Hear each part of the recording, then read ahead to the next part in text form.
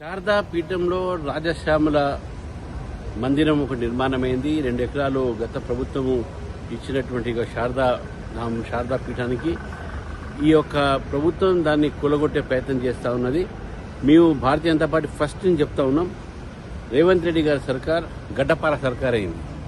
హైడ్రా ఇల్లు కూలగొట్టడము, మూసీ దగ్గర ఇల్లు కూలగొట్టడము, ఖమ్మంలో ఇల్లు కూలగొట్టడము, టెంపుల్స్ కూలగొట్టడము, ఇవన్నీ జూబ్లీహిల్స్ టెంపుల్స్ కూలగొట్టడము, మరి కూలగొట్టిన వాళ్ళకు సపోర్ట్ చేయడము, ఈరోజు హిందూ దేవాలయాన్ని ఉన్నటువంటి హిందూ మఠాన్ని ఈరోజు దాన్ని కూడా కూలగొట్టే ప్రయత్నం చేస్తాను. ఇది కేవలం వారి స్వార్థంతో చేస్తున్న పని. ఇది భారతీయ జనతా పార్టీ శారదా పీఠం జోలికి వస్తే మీరు తప్పకుండా ఉద్యమిస్తాం. మీరు ఊరుకునేది లేదు.